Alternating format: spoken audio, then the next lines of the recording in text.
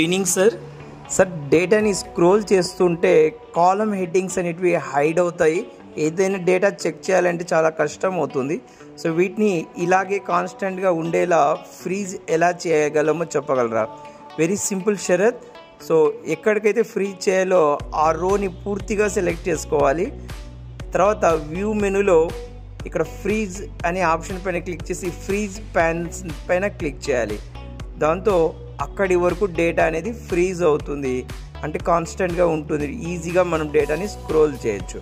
అలాగే కాలమ్స్ని కూడా ఫ్రీజ్ చేయడానికి సేమ్ ప్రాసెస్లోనే ఫ్రీజ్ అనే ఆప్షన్ని సెలెక్ట్ చేస్తే కాలమ్ అనేది కూడా ఫ్రీజ్ అవుతుంది.